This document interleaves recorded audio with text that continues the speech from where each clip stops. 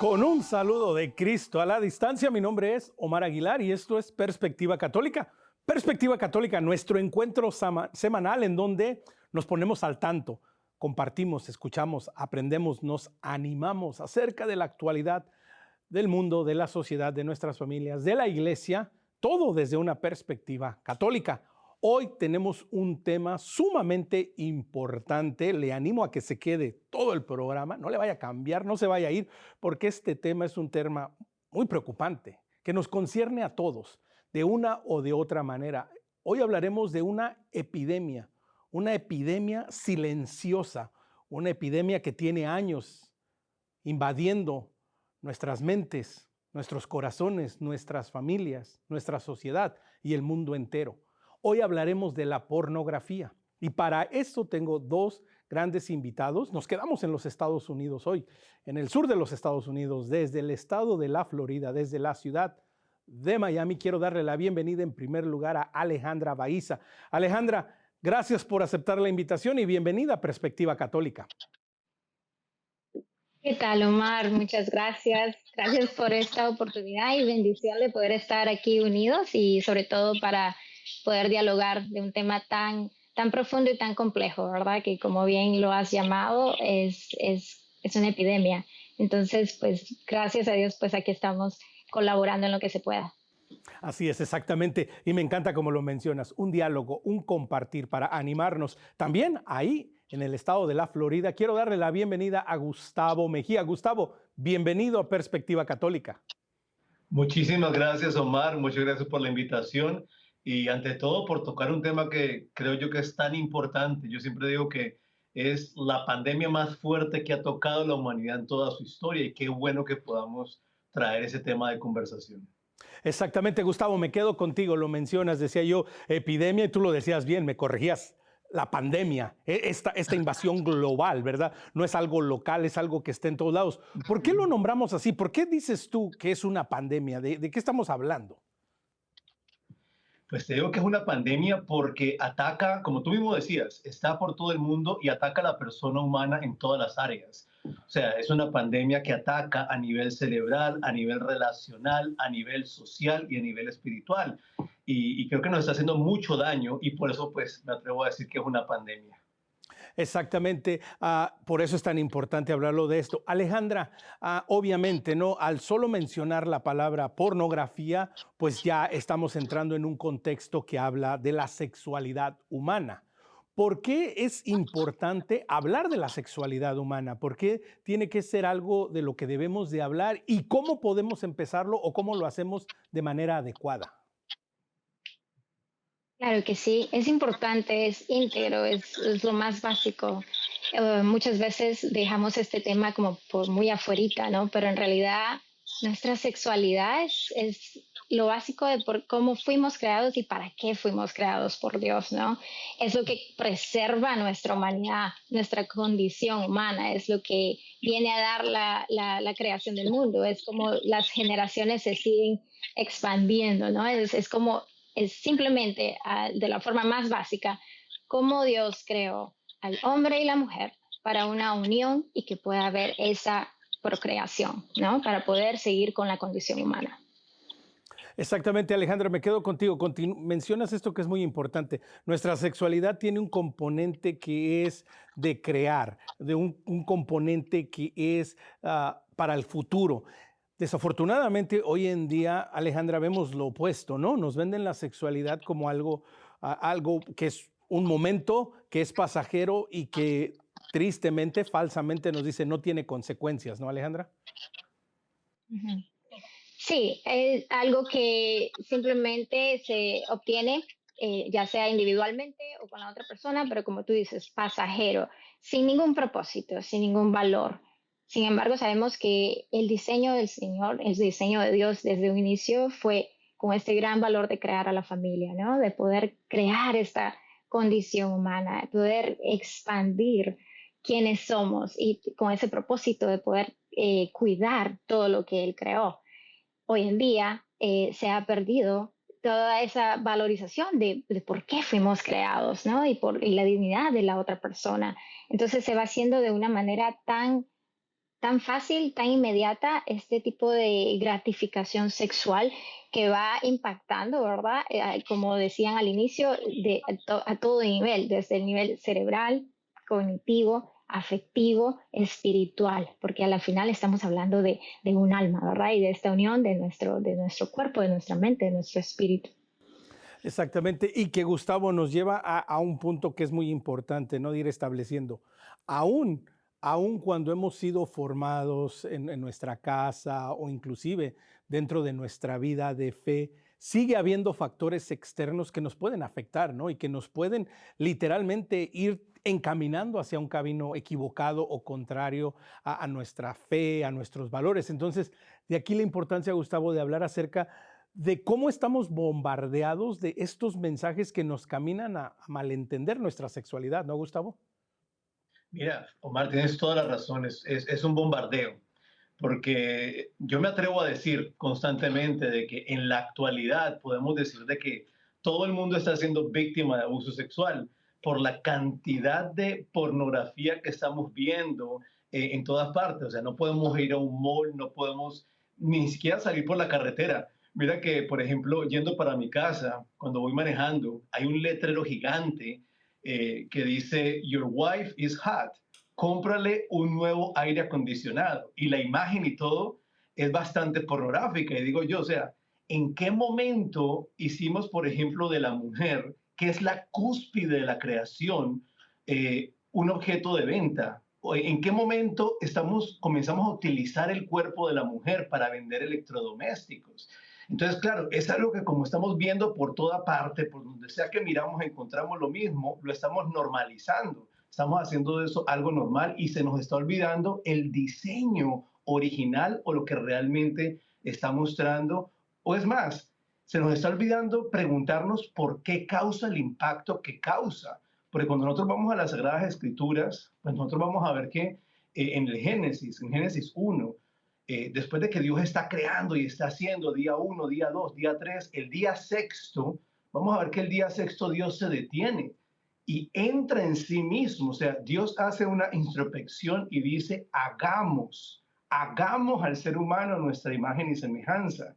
Y dice la palabra de Dios, varón y hembra los creó, ¿verdad? Y los llama a unirse y a procrear, pero de cierta manera, si nos detenemos en ese texto, vamos a ver que la unión del hombre y la mujer es el primer signo visible del mundo interior de Dios. Por eso es algo tan atractivo, por eso es algo que nos llama la atención, pero tenemos que profundizar en el verdadero sentido para que ese acto se convierta en un signo y no se convierta simplemente en un ídolo, que es lo que estamos haciendo hoy. Hicimos de la sexualidad un ídolo. Entonces se está convirtiendo en un obstáculo para nosotros ver el misterio que hay detrás. Lo que tenemos que hacer es volver nuevamente a recobrar el sentido de lo que significa la sexualidad, ver eso sagrado y ver por qué nos llama la atención realmente. Y Gustavo, continuando con lo que mencionas, ¿no? También lleva implícito el reconocer el rol del hombre y de la mujer en todo esto, ¿no? Reconocer que tanto el hombre tiene responsabilidades, la mujer tiene responsabilidades y que somos compatibles, ¿no? Entonces la importancia, ¿no, Gustavo? De reconocer que tenemos un papel que jugar tanto hombre como mujeres, ¿no? Claro, mira que en ese primer texto que yo estaba hablando del Génesis, la palabra que se usa en hebreo para decir hombre es sikar, y sikar significa el que recuerda el pacto.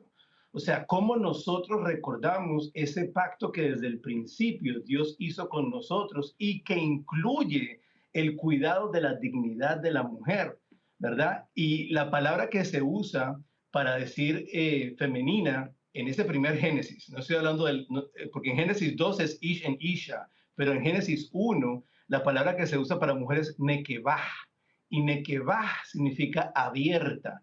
Y vamos a ver que tanto el sikar como el nekevah me hablan de características de Dios y de responsabilidades humanas. O sea, cómo el hombre está encargado de recordar ese pacto de la humanidad con Dios y cómo la mujer nos recuerda a toda la humanidad la apertura y receptividad que debemos tener todos como la amada de Cristo para ese encuentro con el Señor. O sea, cómo cada uno de nosotros tiene que recordar realmente lo que somos. A mí siempre me gusta hablar, por ejemplo, del Rey León. En ese momento que Simba se ha olvidado completamente que él es el rey de la selva y llega este miquito y lo lleva al lago y le dice, mira. Y cuando Simba mira al lago, lo primero que ve Simba es su propio rostro y él se pone triste. Pero el miquito le dice, vuelve y mira. Cuando él mira nuevamente, ve el rostro de su padre, el rostro de Mufasa. Y Mufasa le dice, remember who you are. Recuerda quién tú eres. Yo creo que la crisis que tenemos hoy es una crisis de memoria. Estamos olvidando nuestra identidad. Y si olvidamos nuestra identidad, olvidamos la identidad de los otros también y no lo podemos respetar.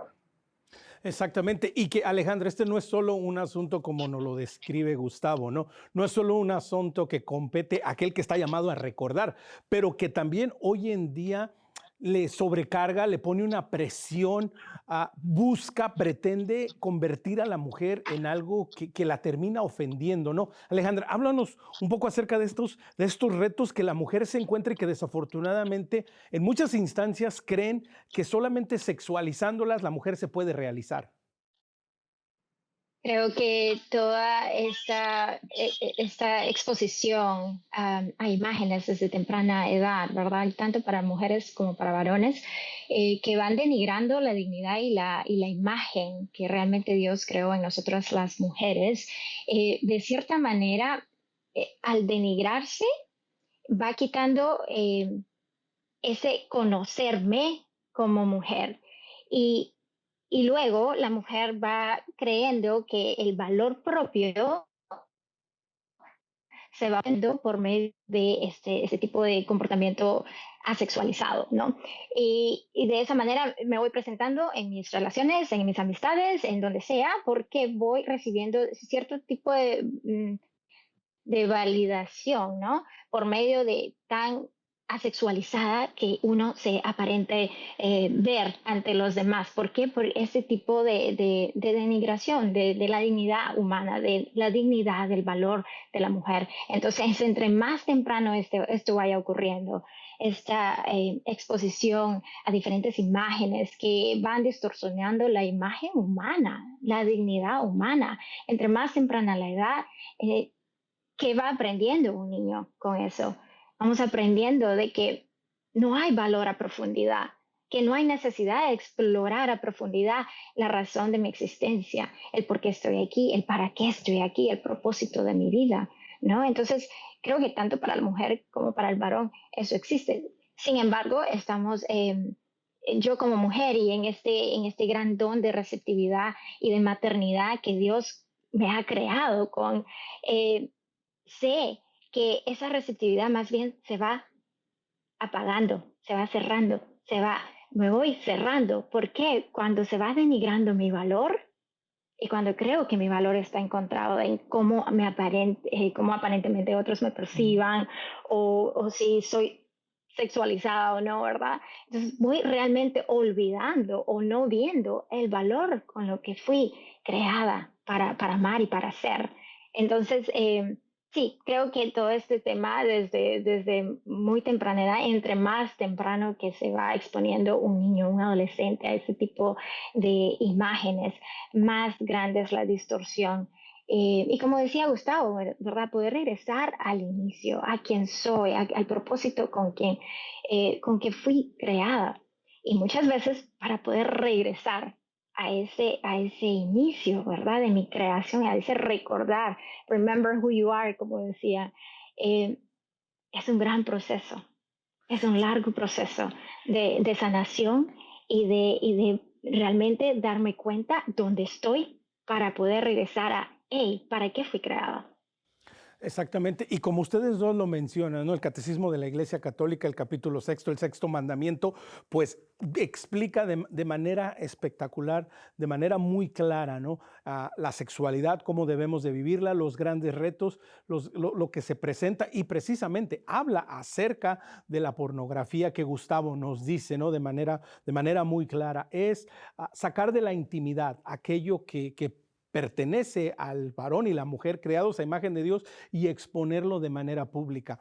Como decía Alejandra, Gustavo, pues es estas imágenes que se transmiten, es esto que tiene su lugar, que es sagrado, que es especial y que se hace público. En los Estados Unidos y en muchas partes del mundo, tristemente, cada vez la edad que un niño consume por primera vez pornografía sigue bajando. Estamos alrededor de los 9, 10 años la primera vez que un niño ve en un aparato, en el teléfono, en la computadora, algo de esto. Entonces, Gustavo, la importancia en general para los padres, descubrir lo que me gusta, lo que habías mencionado tú hace rato, ¿no? Que estamos bajo acoso sexual constante, ¿no, Gustavo? Totalmente.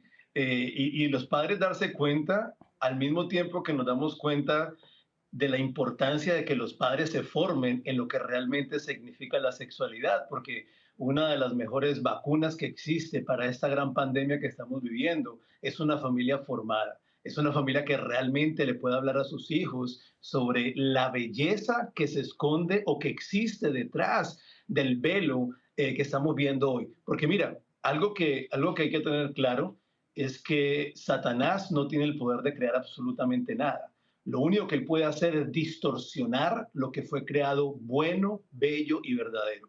Por lo tanto, todo lo que el mundo nos está presentando hoy es una distorsión de algo que fue creado bueno, bello y verdadero. Por lo tanto, los padres de familia tenemos que empezar a formarnos y darnos cuenta qué es eso bueno, bello y verdadero que le podemos presentar a nuestros hijos para poderlos motivar a vivir en la virtud, no desde todo lo que no se puede hacer, sino de lo que sí se puede hacer, de lo que realmente representa, por ejemplo, la virtud de la castidad, cómo la virtud de la castidad nos puede enseñar a los niños a motivarse a trabajar en ellos mismos para ser libres, libres para amar. Exactamente, y que aquí es donde tenemos, ¿verdad?, que hacer como un parteaguas, ¿no? No se trata de imposiciones negativas, sino por el contrario, se trata de, por medio de la verdad, por medio de mostrar la belleza de la sexualidad dentro del plan de Dios, descubrir quiénes somos y que se puede vivir a plenitud. Antes de que, y lo iremos hablando en el siguiente segmento, la importancia de la educación, de la formación y qué podemos hacer. Sí me gustaría continuar, Alejandra, un poquito más en este tema para dejarlo así como más claro. Mencionaba Gustavo que esto es un problema, una pandemia que afecta de diferentes maneras y una de ellas es que afecta literalmente la manera como pensamos. Puede literalmente cambiar la manera como vemos el mundo. Alejandra, háblanos un poco acerca de lo que representa la pornografía y cómo puede su adicción literalmente cambiar, cómo vivimos, cómo pensamos.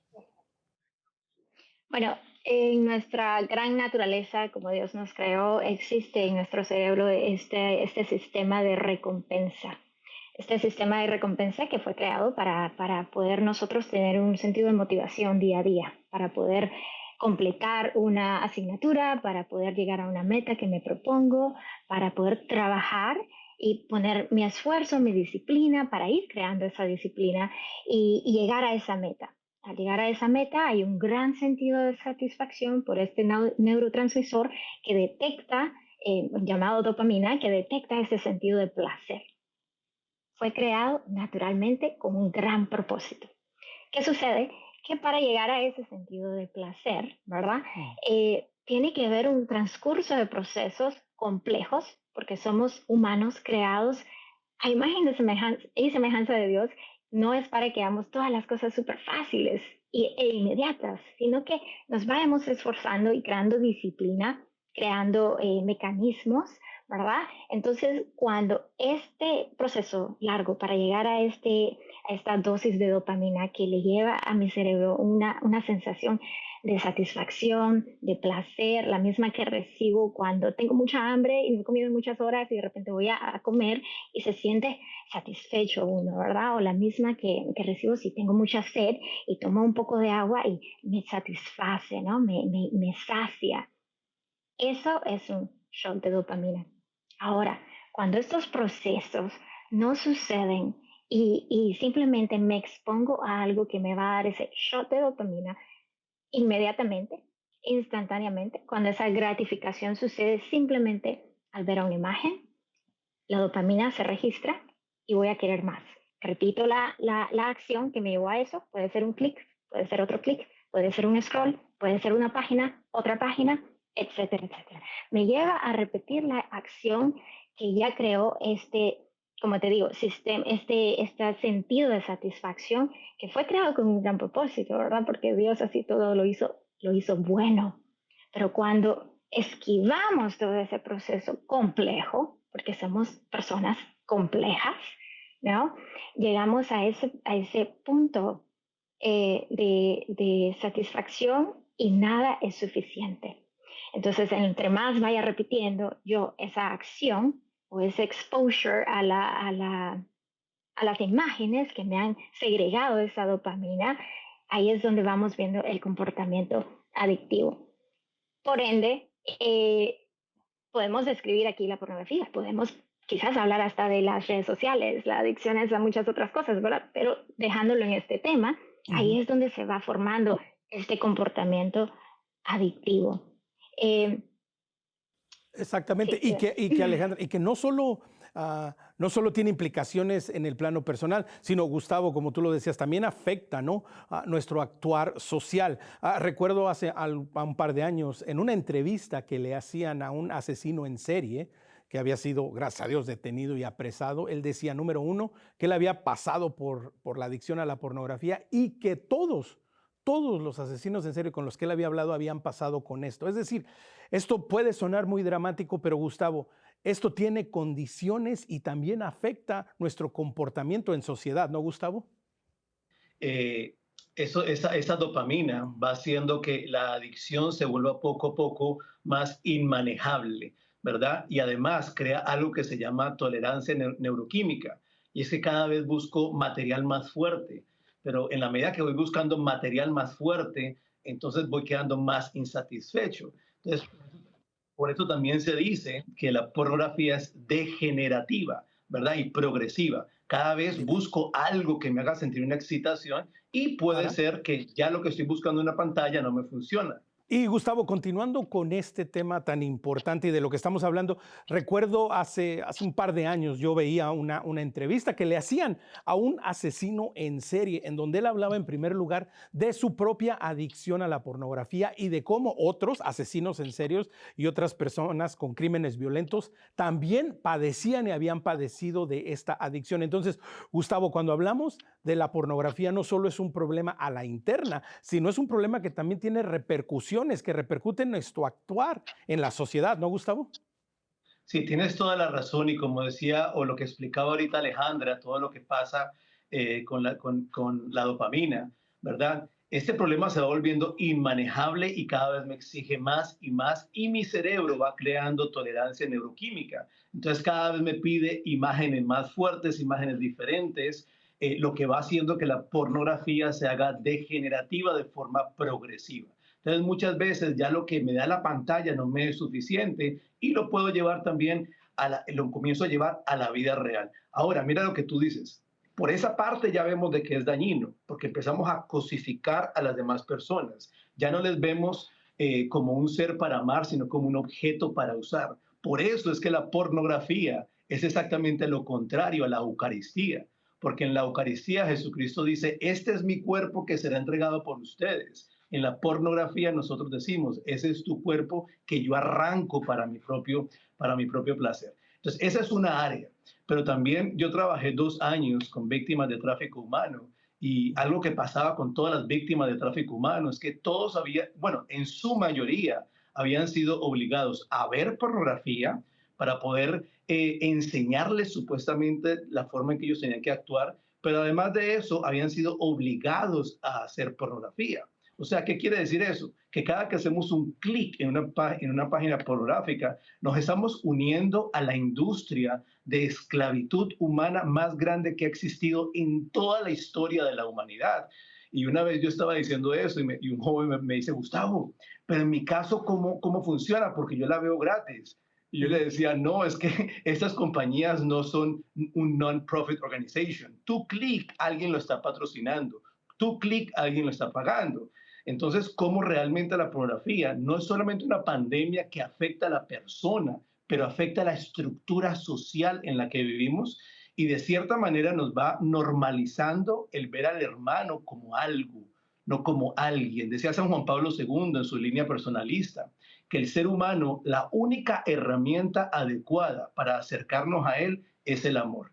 Y la única actitud adecuada ante ese encuentro tiene que ser el asombro ante el misterio que esa persona representa. Pero cuando yo veo pornografía, estoy olvidando el misterio. Como se puede, no lo dice directamente Juan Pablo II así, pero lo voy a traducir. Juan Pablo II podría decir, cuando vemos pornografía, el problema no es que estoy viendo mucho, el problema es que estoy viendo muy poquito. Solamente veo un cuerpo, pero no veo el misterio que ese cuerpo representa. Y eso es lo que nos está pasando, que nos estamos anestesiando ante la belleza del ser humano, y eso que pasa ante una computadora empieza a reflejarse en el día a día, en el trabajo, en mis relaciones, en mi familia, que busco del otro solamente el placer que me puede dar. Y empezamos a vivir ese hedonismo del placer por el placer, inclusive a costa de la humanidad de otra persona.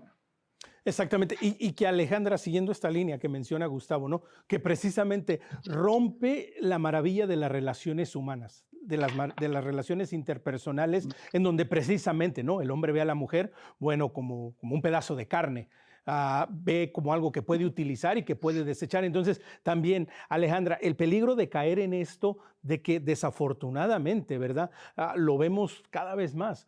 Muchos jóvenes que no saben interactuar entre jóvenes, que no saben comunicarse, que no tienen estos principios básicos de comunicación. Entonces, ¿cómo también la pornografía afecta las relaciones interpersonales, Alejandra? Claro, porque si a nivel cerebral esto va quitando la tolerancia de tener un enfoque, ¿verdad? Imagínate en poder enfocarnos en una conversación como esta. Se disminuye demasiado.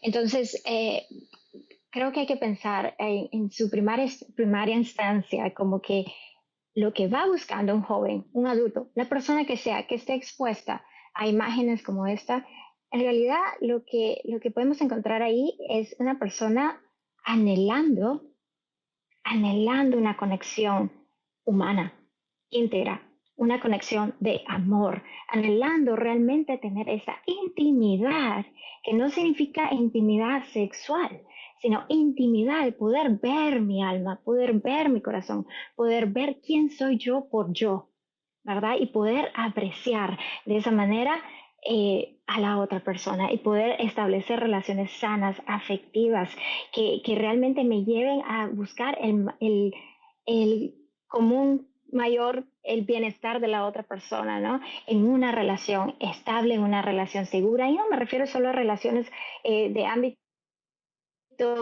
romántico, pero con amistades, con la familia. Muchas veces cuando se inicia este tipo de adicciones, como te digo, lo que la persona está anhelando es esa conexión humana. Por ende, va a llevar a esta persona con este comportamiento a aislarse de los seres queridos, a aislarse de sus amistades. ¿Por qué? Porque esto va a sacar una vergüenza muy profunda que esta persona empieza a pensar que es el único que hace esto, ella o él, ¿no?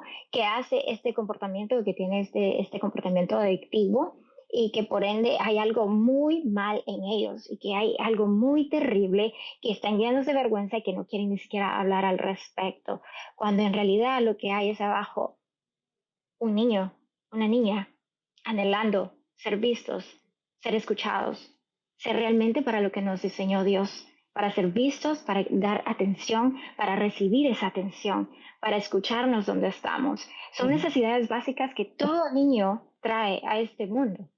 Entonces, así sea un adulto que está hoy en día enganchado en este tipo de comportamiento adictivo, podemos reconocer que muy adentro hay Ujú. heridas desde etapas muy tempranas de su edad donde no se recibió este tipo de atención o de cuidado afectivo, que fue también necesario como cualquier otra necesidad básica. Exactamente. Y que con esto que nos dejas aquí en la mesa, continuaremos en el segundo segmento, Alejandra. No se vaya, quédese con nosotros. Hemos tenido una primera media hora muy intensa, pero le garantizo, le prometo que hay esperanza, que hay solución, que juntos podemos salir adelante, que hay un camino hacia el Señor. Recuerde, somos Perspectiva Católica. ¿Quiere conectar con nosotros? Escríbanos a nuestro correo electrónico perspectiva@ewtn.com. Síganos en Facebook y dele like a nuestra página Perspectiva EWTN. Y si a usted le gusta el podcast, estamos en Spotify. Nos encuentra como Perspectiva Católica. No se vaya, volvemos en un instante.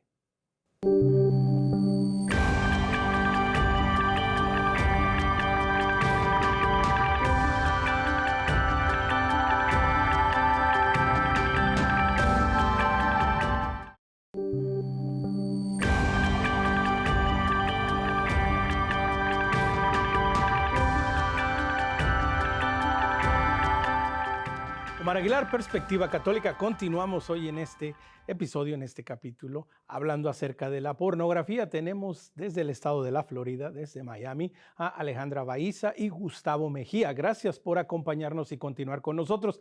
Alejandra, terminábamos el segmento anterior y antes de empezar a hablar acerca de lo que podemos hacer, de, como decía Gustavo, de la necesidad de educarnos y de lo mucho que podemos trabajar para mejorar y para sanar estas heridas, quisiera nada más redondear lo que mencionabas, Alejandra, que decías, muchas veces caemos en esta adicción, caemos en este salida, en este escape, porque a veces tenemos heridas, a veces tenemos problemas o dificultades que venimos cargando por años y que no vemos de otra manera cómo solucionarlas y desafortunadamente se piensa que esta es la única manera. Entonces, Alejandra, háblanos un poco acerca de cómo heridas de la infancia, de la niñez, de la juventud, pueden llegar a afectar y guiarnos hacia esta falsa puerta.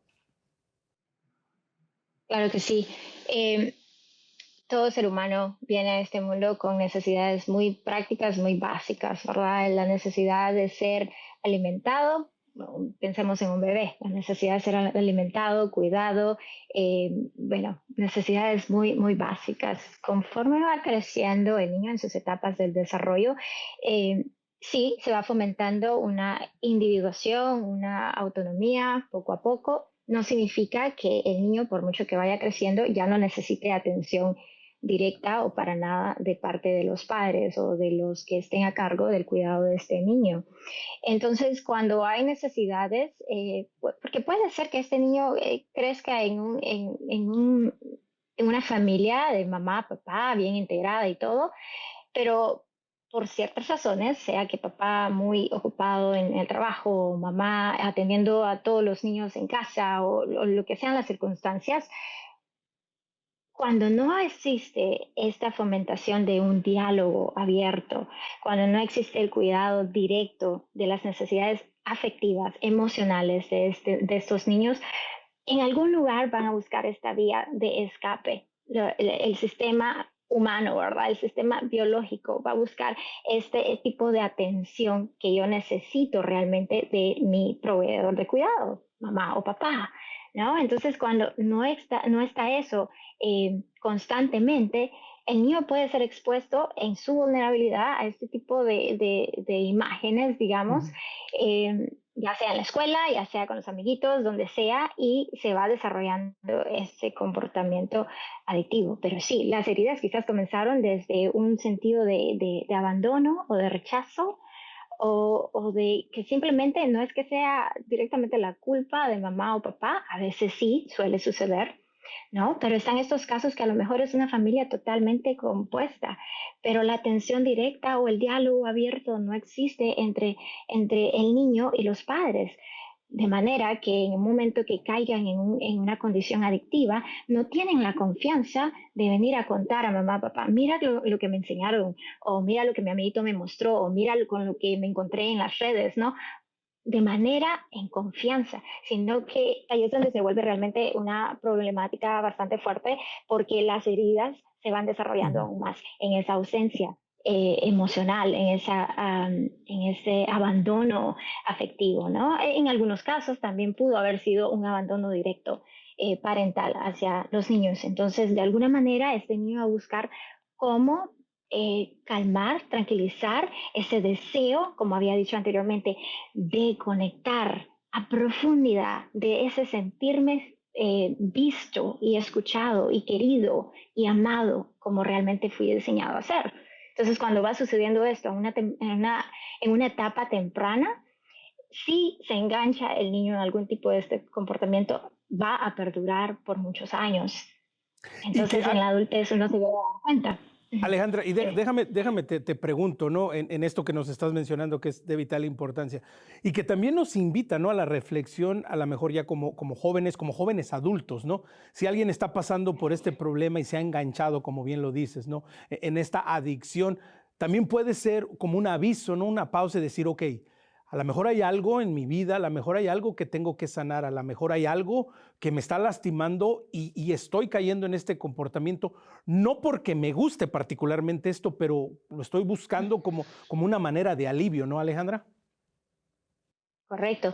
Muchas veces esto sucede inconscientemente. Simplemente el cuerpo humano de un niño o un adolescente en desarrollo va a ir buscando la manera de cómo satisfacer, como te decía, ese deseo de ser visto, de ser conectado con alguien con profundidad de amor.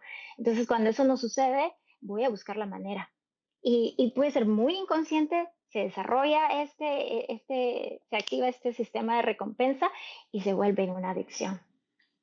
Exactamente, y ese es precisamente, ¿no?, lo que estamos compartiendo el día de hoy. Primero que nada, Gustavo, es poniendo sobre la mesa de manera clara lo que esto es, lo que esto representa, los grandes retos, pero lo decías tú desde el segmento anterior, ¿no?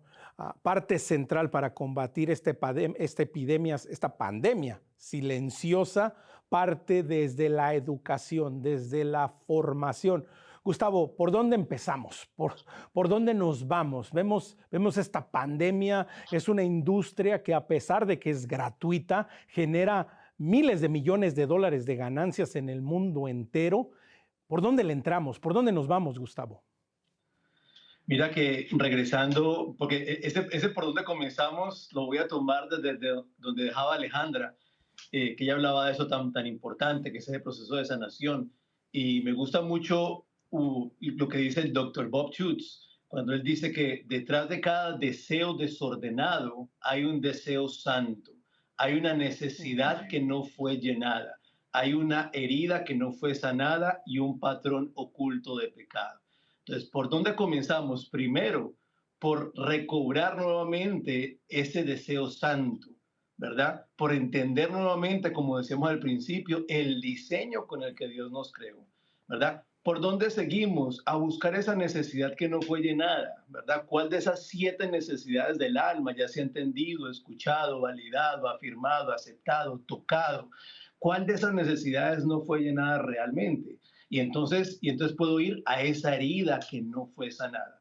Ahora, personalmente, en el proceso terapéutico, lo primero que yo trabajo, Omar, es la parte de la sobriedad, ¿verdad? Antes de acercarme a cualquier herida, vamos a trabajar la sobriedad. ¿Por qué? Porque muchas veces estamos tan condicionados que cualquier Ujú. cosa puede ser un detonante para esta condición que ya hemos generado. Así que trabajamos primero la parte de la sobriedad, luego ya entramos a la parte de la sanación interior, que es donde vamos a lo que estábamos hablando anteriormente, y luego trabajamos a la transformación.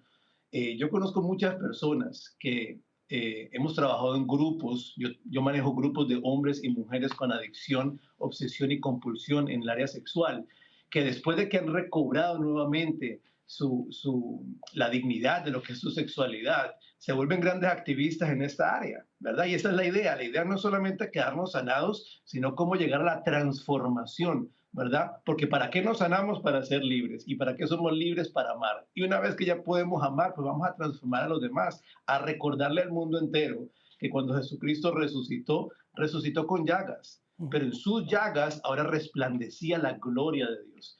Ahora, por otro lado también es los padres de familia, que es tan importante esa parte de la formación, esa parte del diálogo, que realmente hoy más que nunca es importante poder sentarnos con nuestros hijos. En mi caso no tengo hijos, pero tengo sobrinos que Ujú. también he ayudado a criar. Y es cómo realmente empezamos el diálogo, cómo les enseñamos. Lastimosamente, hemos hecho de la educación sexual simplemente una prevención de enfermedades venéreas, cuando la educación sexual no es eso. La educación sexual es mucho más, es enseñarles sobre su propia dignidad, sobre su propio valor como hombre o como mujer, ¿verdad? Que el sexo no es algo que hago, el sexo es algo que soy. Yo soy hombre, no me hago hombre. Pero ¿cómo empiezo desde pequeño a aceptar eso como un don, como un regalo, ¿verdad? Y a ser parte de todo ese proceso de formación. Exactamente. Y continuando brevemente contigo, Gustavo, mencionabas algo en este inicio, ¿no? Decías la sobriedad, es decir, el empezar con ayuda, ¿verdad? Con asistencia, pues a controlar los impulsos, los deseos y todo esto. Y Gustavo, aquí es muy importante, ¿no? ¿Es posible lograr la sobriedad? Es decir, alguien que a lo mejor está viendo, que está escuchando y dice, es que mi adicción es superior a mí, no puedo detener, me es imposible esto. ¿Se puede lograr, Gustavo? Mira, la verdad, diría que, no te diría que sí si no lo hubiese visto, pero personalmente lo he visto y lo he visto con muchos hombres donde realmente se comprometen con el proceso, donde se dan cuenta el daño que se han hecho a sí mismos y el daño que lo han hecho a los demás, se acercan a su realidad, no desde la vergüenza que les lleva a esconderse, ¿verdad? San Juan Pablo II habla de las dos caras de la vergüenza. Hay una vergüenza que me lleva a esconderme, que es la vergüenza de Adán y Eva después de que pecan, que se esconde porque sintieron miedo. Pero hay otra vergüenza que es la que realmente me ayuda a pensar que lo que estoy haciendo me hace mal, me está robando mi dignidad, ¿verdad? Entonces, realmente el proceso de sobriedad sí funciona. En terapia trabajamos primero reconociendo cuáles son los detonantes, cuáles son las zonas de peligro, cuáles son los rituales que se han generado alrededor de esa adicción y vamos creando todo un programa paso a paso con ellos y según su realidad para poder que ellos alcancen esa sobriedad, que también se usan, por ejemplo, bloqueadores de apps, porque es que está llegando tanta información por los teléfonos, por las computadoras, a veces nos exponen sin nosotros estar buscando el material. Entonces, es todo un proceso, pero sí es posible. Y no, perdón, es que no he dicho algo muy importante. Se los está diciendo alguien que sufrió de esa adicción. Yo tuve esa adicción por mucho tiempo, entonces yo sé que sí es posible realmente alcanzar esa libertad sexual. En mi caso, habían muchos motivos que tuve que sanar, tuve un abuso cuando fui niño y todo eso junto era una bomba de tiempo. Pero una vez que me di cuenta que realmente me estaba afectando mi vida y yo estaba afectando la vida de los demás, busqué ayuda adecuada y sí se puede. Eso es lo principal que quiero decir, sí se puede. Y nada más una última, Gustavo, con esto que tú mencionas, buscaste ayuda adecuada. ¿Qué significa esto? ¿Fuiste nada más con tu amigo, con tu mejor amigo? ¿Fuiste a la farmacia? Puede ser una pregunta tonta, pero creo que es muy importante. ¿Qué te refieres cuando dices ayuda adecuada? Omar, te digo la verdad, cuando busqué ayuda de un terapista, pero no iba directamente por el tema de la pornografía. Lo gracioso era que había caído, gracias a la pornografía y a muchas cosas que me habían pasado, había caído demasiado bajo, había perdido mi identidad sexual, mi dignidad, había perdido todo y estaba buscando ayuda desesperado. Y me da mucha risa porque cuando me reúno con ese terapista, el segundo día me pregunta, ¿tú ves pornografía? Y a mí se me hizo raro. Y yo, sí, pero no vine para eso. Y me dice, no, por ahí vamos a comenzar. Y fue un proceso bastante sanador, como este terapista me dejó ver que fue la pornografía, algo que fue, ¿cómo se dice? Como decíamos al principio, fue creando esa neutolerancia para que yo llegara al lugar que yo llegué, que fue el suelo de una discoteca completamente destrozado y queriendo que Dios me quitara la vida. Él me llevó a reconocer cómo la pornografía jugó un papel muy importante para yo llegar hasta ese punto, hasta lo bajo que caí. Entonces, cuando digo buscar ayuda, en mi caso fue un terapista católico y al mismo tiempo él me guió hacia el Theology of the Body Institute, donde conozco a Christopher West y hace un cambio total en mi vida.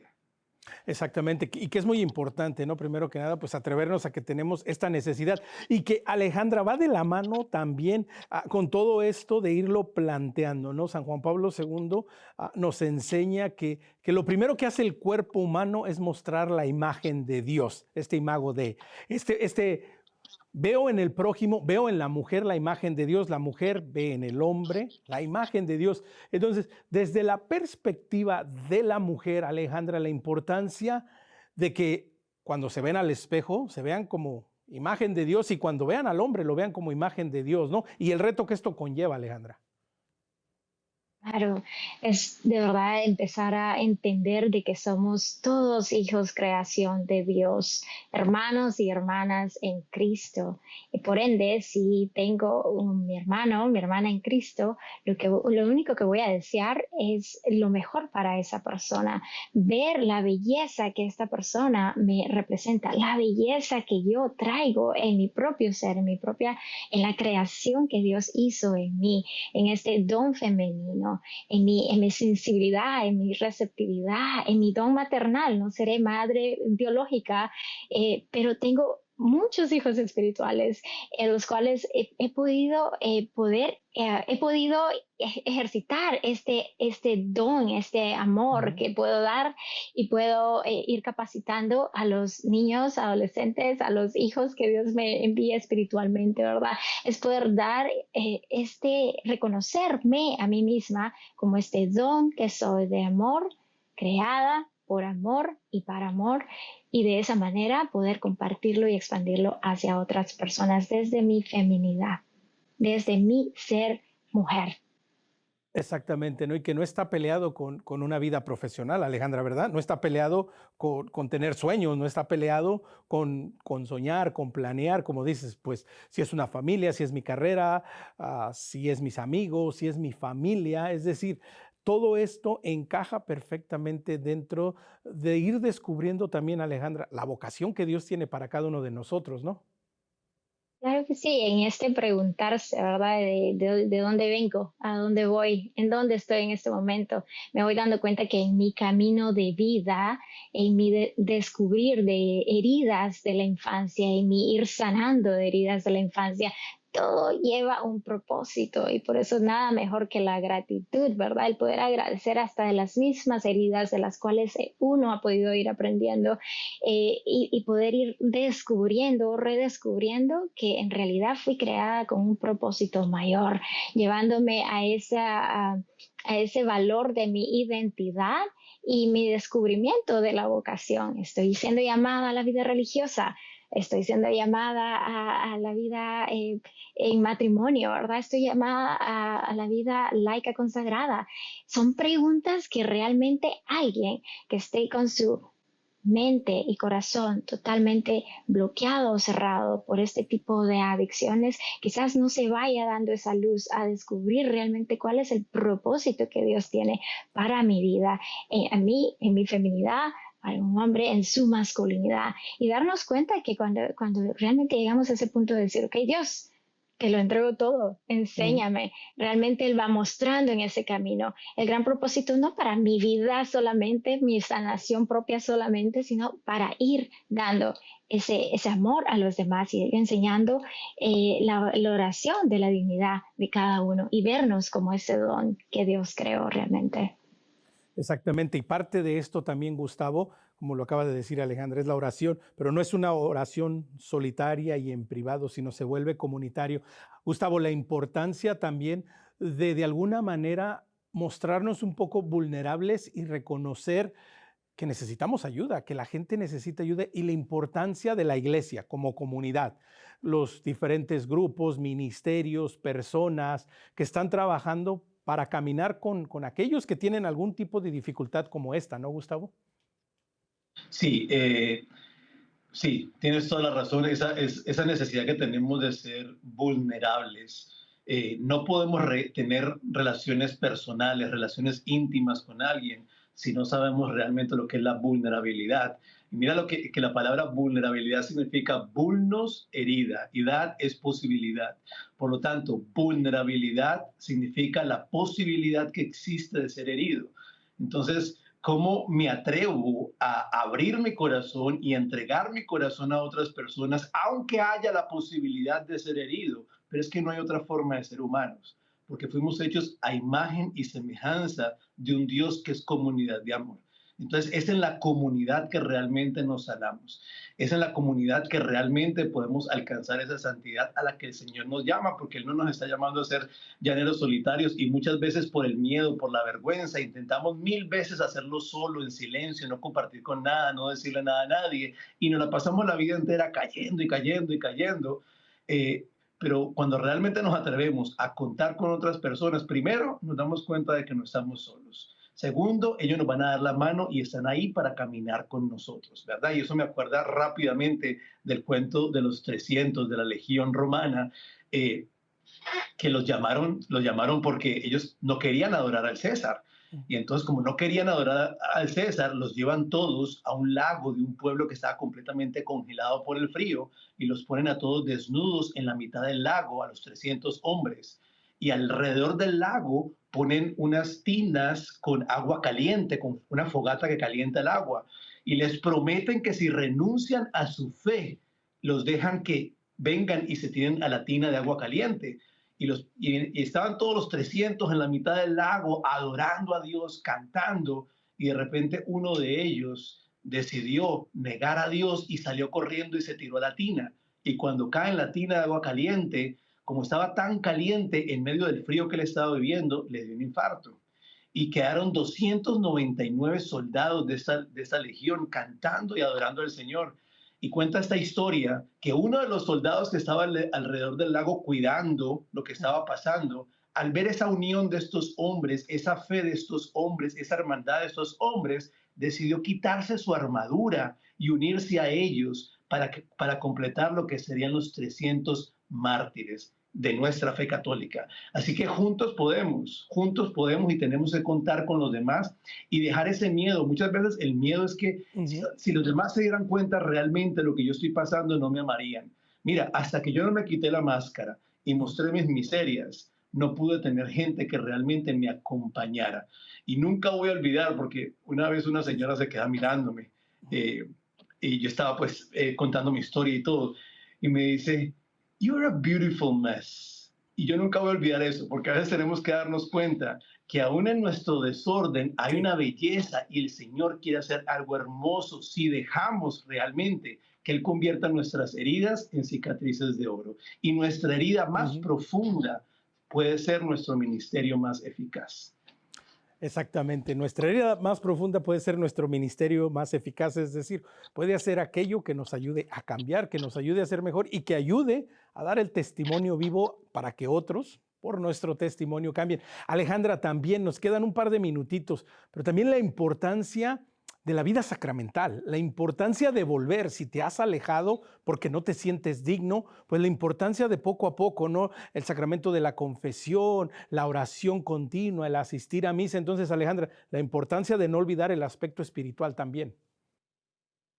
Sí, totalmente. Hay que recordar que la sanación de este tipo de adicciones es un proceso muy largo. Por ende, durante todo ese proceso, algo sumamente básico va a ser tu vida espiritual, tu vida de oración, tu vida sacramental. A veces muchas personas van al sacramento de la confesión y salen de ahí como con este nuevo despertar, nuevo amanecer que Dios nos brinda a través de toda su misericordia y su gracia, y el poder reconocer de que toda esta lucha en la vida realmente es por su gracia, pero también por su misericordia, es la mejor motivación que nos puede dar. Ahora, quizás hay personas que no vayan al sacramento de la confesión por este tipo de vergüenza, por este tipo de culpabilidad o por pensar de que este tipo de hábitos o patrones no se pueden detener. Realmente los anhelo, los exhorto para poder regresar a tu confesión, a tu iglesia, a poder realmente tomar como advantage, como dicen en inglés, no poder realmente aprovechar realmente este tipo de recursos tan satisfactorios, mejor que cualquier tipo de situación que pueda llenarnos de dopamina, ¿no? Es algo, vivir nuestra vida sacramental nos va a ayudar en este camino para poder ir integrando nuestra humanidad, nuestra fe, nuestra condición, poder entenderla y valorarla como lo que es una creación de Dios para amar y para ser amados. Entonces sí, yo los exhorto que realmente siguiendo nuestra vida espiritual y sacramental es esencial. Así uno sienta de que no hay alto en este momento a mis impulsos, ¿verdad? En realidad, llenándote de fe, llenándote, yendo ahí frente a la Eucaristía, dándole todo al Señor en ese momento, Él te va a ir llenando de su gracia, Él te va a ir llenando de toda esa fortaleza que necesitas para ir creando ese dominio propio que todos necesitamos, esa disciplina que vamos ejerciendo para la cual creó hasta nuestro gran cerebro, que con tantas capacidades y procesos para esta complejidad que es tan buena y por la cual debemos de agradecer tanto porque Dios nos ha creado de manera magnífica, de verdad. Pues con esto nos vamos a quedar, con este Dios nos ha creado de manera magnífica. Agradecerle que nos ha creado y reconocer que si nos creó es por un bien mayor y que estamos juntos trabajando en este bien mayor. Quiero darle gracias a Gustavo en primer lugar por compartirnos tan valientemente su testimonio. Muchas gracias. Quiero darle gracias a Alejandra por toda la labor que hace y a ustedes dos. Gracias por todo lo que hacen. Recuerde, si quiere conectar con nosotros, escríbanos a nuestro correo electrónico perspectiva@ewtn.com. Por favor, dele like y síganos en nuestra página de Facebook, Perspectiva EWTN. Y si a usted le gusta el podcast, para compartirlo también estamos en Spotify. Nos encuentra como Perspectiva Católica. Será hasta una nueva edición. Pero mientras tanto, recuerde que nuestra perspectiva siempre sea el amor.